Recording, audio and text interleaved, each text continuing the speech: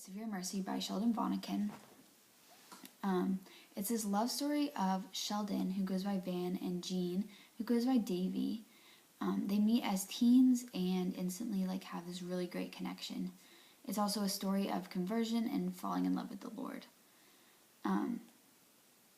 So Van and Davy create this thing called the Shining Barrier, which it's in essence, these sets of rules that they create of complete sharing and openness to each other so that they create this love that lasts and one of unvulnerability. It's kind of ironic because in doing so, their love ultimately ends up being completely vulnerable and one that struggles. So World War II begins and Van gets sent to Hawaii. By luck or happenstance or whatever, Davy gets to go to Hawaii with him. So the first 50 pages or so is their love story and just how they start growing closer to each other.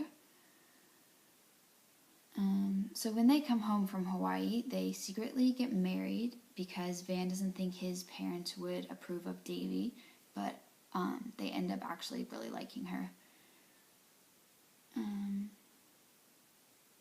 Okay, so Van, as he's later reflecting on their marriage, he writes how it's ironic that their love was so tightly knit and close together because they called their love pagan love, but their love really mirrored something like a Christian marriage where the two become one flesh.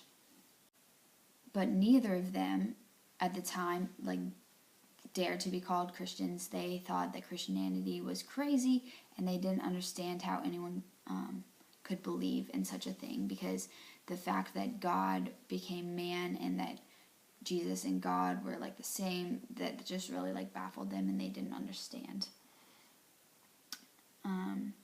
So after all their adventures and travels, they end up going to Oxford, England to study. There's a huge Christian population, and they end up meeting who they call the Christian Five. They're these 5 people who are really genuine and end up breaking their stereotype for Christians. So Van says he no longer dislikes Christians, he just dislikes the Christian faith. However, he realizes that him and Davy don't know enough to criticize the faith or to even state that it doesn't exist. So that starts their journey of trying to figure out what truth is. And so they, being lovers of literature, they start reading a lot. And one of the authors that they read a lot of is C.S. Lewis. They end up picking up all of his books and reading anything that he's ever written. And they end up really liking what he has to say and are just really inspired by him, because C.S. Lewis, he writes of his time of doubt and how he didn't believe in God and how he had a conversion, and how through logic and reason he understands that the Christian faith is the absolute truth. So they really like what he has to say, and Van actually ends up writing a letter to C.S. Lewis, and surprisingly, C.S. Lewis responds to him, and that starts their friendship and their correspondence of many letters. So one thing that Van writes to C.S. Lewis about is he says that he calls this his fundamental dilemma. He says he can't believe in Christ unless he has faith, but he can't have faith unless he believes in Christ. And he's on the fence of having faith and believing in Christ, but he has to take a leap of faith. But in his mind, it doesn't logically make sense to do that. So he writes to Lewis and he asks him what he did and what advice he can give him, and if he can just give him the steps without doing it for him. So Davy ends up having this powerful conversion where she's actually brought to tears. It's not really explained a lot in the book, and my mind ventures to say just because it was such a personal experience for her, but So she has this huge conversion, and she now considers herself a Christian. Van is really happy for her, and he's like proud of her. But the thing about their love is that they did everything together, and they shared everything that they did together. So when she takes the leap of faith without him, he gets a little bit upset. And this actually begins his jealousy of God. So it's a bit later that Van ends up counting up the costs of not being a Christian and being a Christian, and he realizes that the effects of not being a Christian, if the faith is true, is worse than being a Christian if it's not true. So he ends up choosing to believe, and so then they're both Christians. And then for the next little bit of the book, it's just them trying to find churches that they want to go to and the denominations that they want to look at and all of that. And they end up primarily being Anglo-Catholics. Davy is more devout Christian than Van is, and that ends up taking a toll at the end of the novel. So Van and Davy end up moving to Virginia, where Van teaches at a college. And Davy keeps pursuing the Lord and allowing the Lord to pursue her. But this continues to make Van really jealous of God. But he doesn't see that at the time. He only sees that at the end when he's reflecting on everything. But shortly after they move, Davy ends up getting really sick, but she prays for one more year of her life because she can see that the end is drawing near. She's granted that year, and during that time she offers up her life as a prayer for Van and his conversion and his heart. Almost a year to the day, she is hospitalized and told that she only has a few more months to live. So this, like, obviously Van was like affected by this, but he steps up and he shows really what it means to be a husband, and he takes care of her, and he visits her, and he just spends all the time that he can while still working and taking care of their dog. So earlier in their love, in their pagan love, they talked about how they never wanted to spend any time alone. And so they promised each other that if one died before the other, the one who was still alive would commit suicide to be with the one who had passed. But then when they had their Christian conversion, they realized that suicide was no longer an option for them.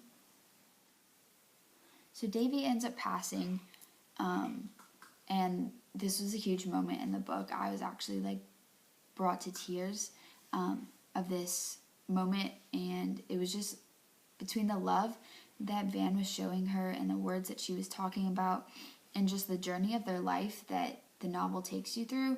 It was a really emotional part of the novel, but I thought that it was very well done and I really enjoyed it. So the last chapter of the book is called The Severe Mercy, which the title of the book is called A Severe Mercy. So that was kind of interesting to see. This contains the last of Lewis's letters that they end up calling the Severe Mercy letter.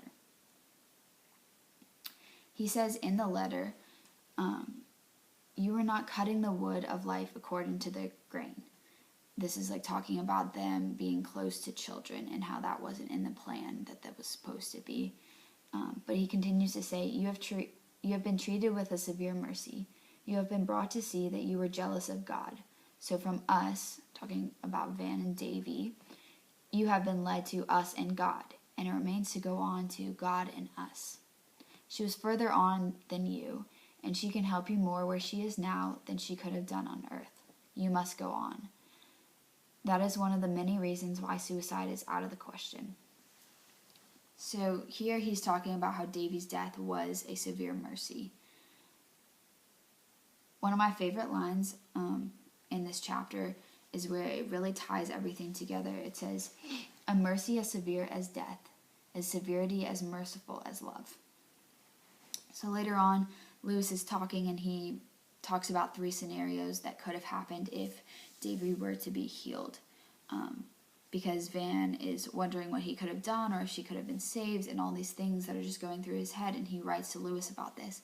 But Lewis responds with these 3 scenarios that would have happened, and ultimately in each one, either Van ends up hating Davy or he hates God, and neither one of those things is any good. So what I really liked is that Davy offered her life up for Van, and she was given a year from when she was originally sick, and then she passed away. And in offering her life, when she passed, Van had this huge conversion. And although it doesn't say it, I think it doesn't like specifically say that this is how it all ties in, but this is just what I thought of, is that when she passed, because of her passing, Van had his conversion. Or rather, he wouldn't have had his conversion had she not have passed away. It is with a severe mercy that only love himself, or God, could break this shining barrier, making their relationship vulnerable. Because ultimately, their relationship needs to be vulnerable. So this book was the best book I've ever read. I would 10 out of 10 recommend reading it. I read it in like 3 days. It's a super easy read, even though it talks about topics such as like love and conversion and faith. There were times in the beginning of the novel where it was kind of hard to follow, but it wasn't too bad. It was just them like falling in love, and there were a lot of tiny details. It all added to the story, but it was just a bit hard to follow at the beginning. The character development and the timeline of all their conversions and the letters with Lewis were very well done, and I really liked that the letters were actually included. I'd give this 4.5 stars out of